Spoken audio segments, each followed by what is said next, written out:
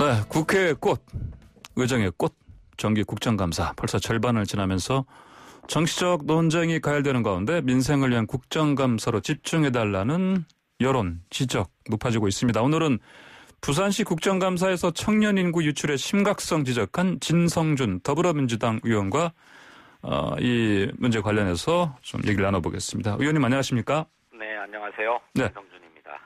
네, 국토위원회 소속이시면 쟁점들 많지 않습니까? 네. 네, 국정감사 바쁘셨죠? 예, 바빴습니다. 네, 또 이제 계속해서 좀 쟁점들 이어질 상황인데 어떤 것들이 있습니까? 무엇보다도 국토교통위원회는 그 서울을 중심으로 한 수도권의 집값 문제, 예. 매매 거래 가격도 그렇습니다만 전세 문제 이게 가장 큰 문제일 것 같아요. 예. 그리고 또 야당의 의원들을 중심으로 해서는 인천국제공항에 비정규직 노동자들을 직고용한 문제, 이런 문제가 주요하게 다뤄질 것 같고, 네.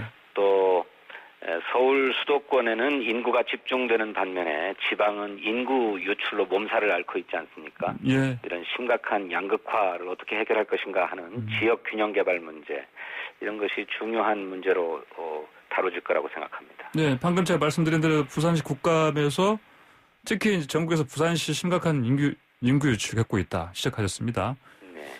5년간 10만 명이 넘었다면서요? 그렇습니다. 어허. 이게 도시, 농촌 할 것 없이 예. 모든 지방이 겪고 있는 문제입니다.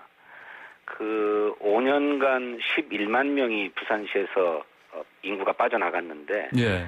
그중에 절반은 25살에서부터 39살까지의 청년층이 차지를 하고 있어요. 예, 젊은 층이 주로 빠져나간다 말씀이죠. 그렇습니다. 서울도 예외는 아닙니다만 네. 갈수록 심각해지는 일자리 문제, 일자리가 부족합니다.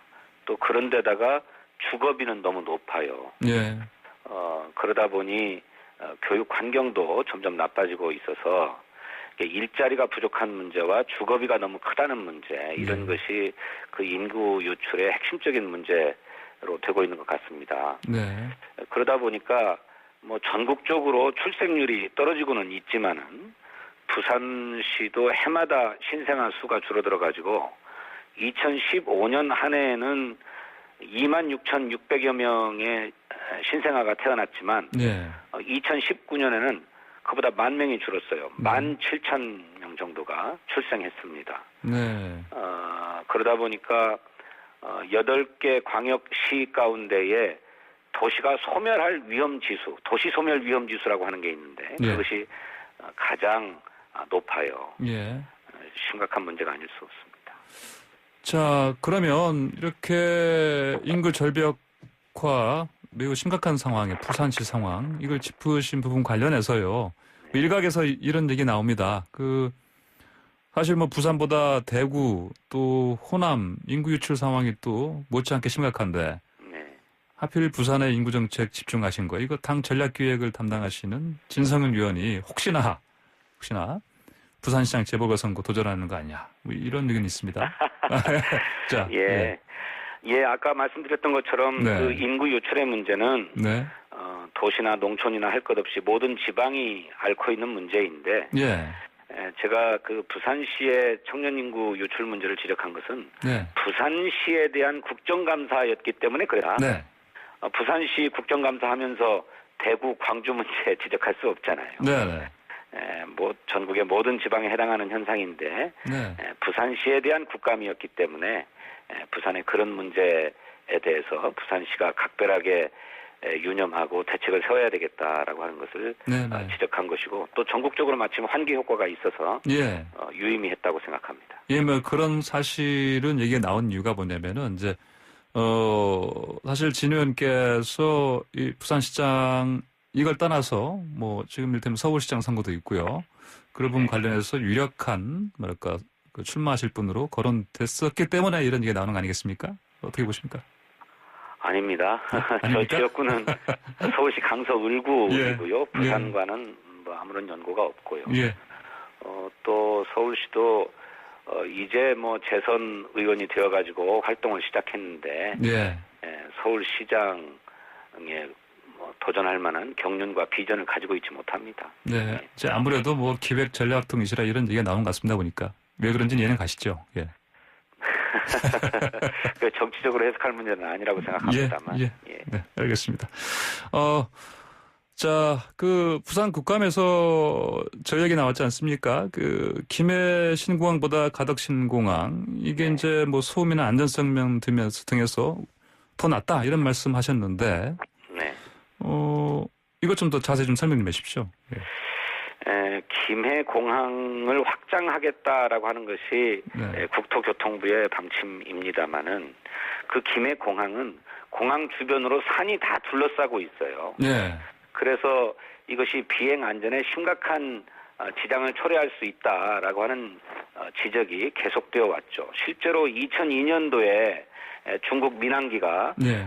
착륙을 하다가 산에 부딪혀가지고 큰 사고가 나기도 했었습니다. 네. 그런데 가덕도 신공항은 그런 문제 자체가 없어요. 그러니까 비행 안전에 장애물이 전혀 없다는 거죠. 네.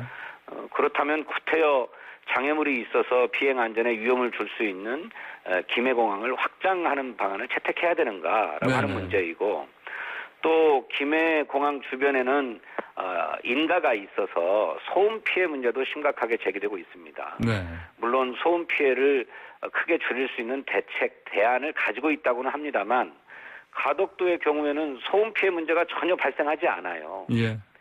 또 경우에 따라서는 물동량이 많이 늘어나면 점점 더 공항을 확장해 가야 될 필요가 생길 수도 있는데 예. 김해공항의 경우에는 확장의 여력이 크지 않은 반면에 가덕도를 입지로 선택했을 경우에는 필요에 따라서 얼마든지 확장해 나갈 수도 있는 확장성도 있거든요. 예. 이렇게 김해공항이 뛰어넘을 수 없는 가덕도 신공항만의 입지상의 장점이 있는데 왜 구태여 김해공항을 확장하는 방안을 고집하는가 네. 하는 문제 제기를 했던 것이죠. 예, 그러니까요.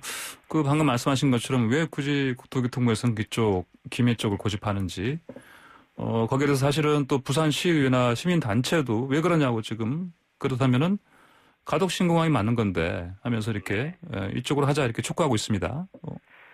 이제 수년 전에 입지 타당성 조사 결과를 보게 되면 예.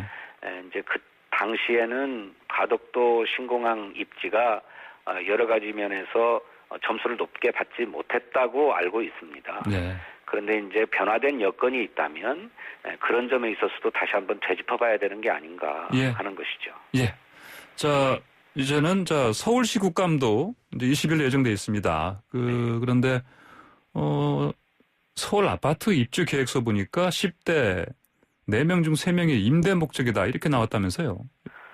그렇습니다. 이게 지금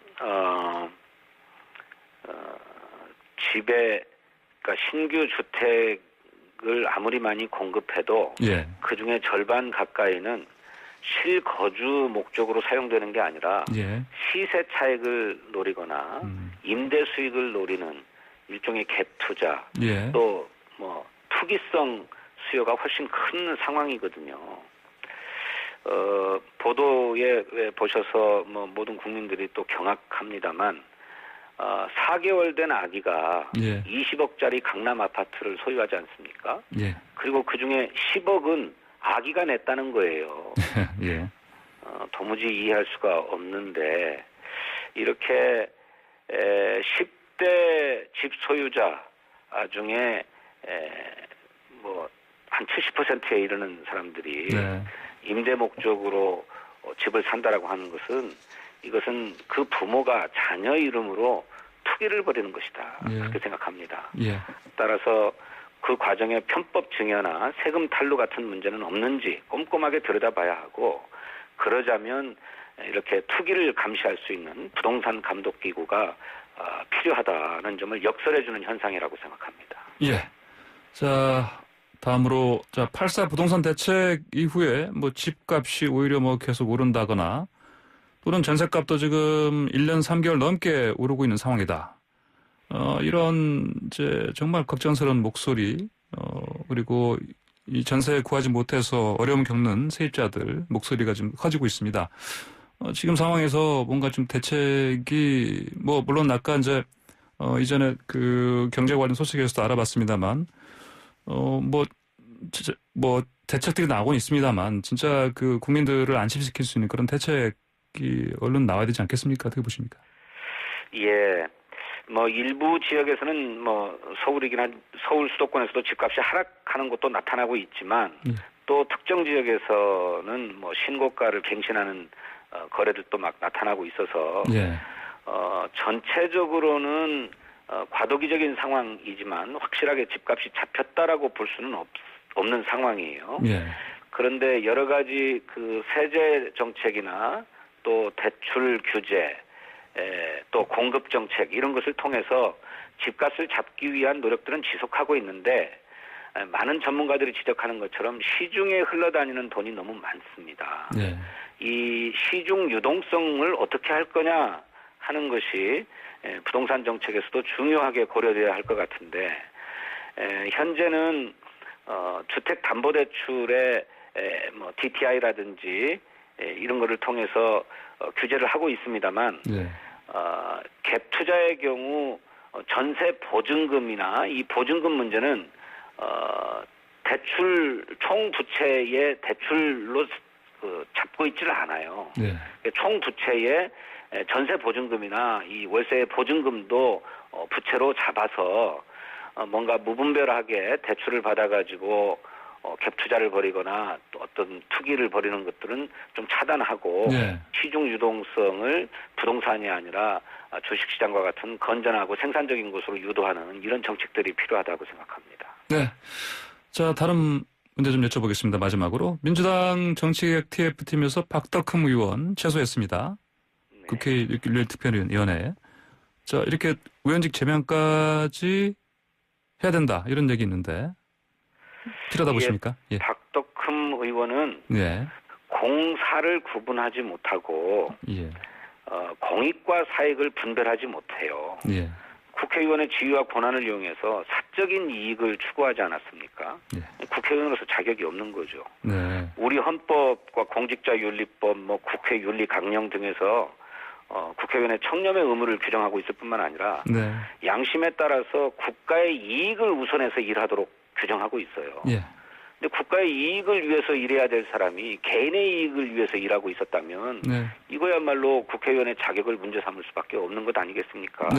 국회법이 규정하고 있는 최대 징계인 제명이 적당한 조치라고 생각합니다. 네, 국회의원 자격이 없다. 제명이 필요하다 이런 말씀하셨습니다. 오늘 말씀 여기까지 듣겠습니다. 네, 감사합니다. 네, 감사합니다. 지금까지 진성준 더불어민주당 의원이었습니다.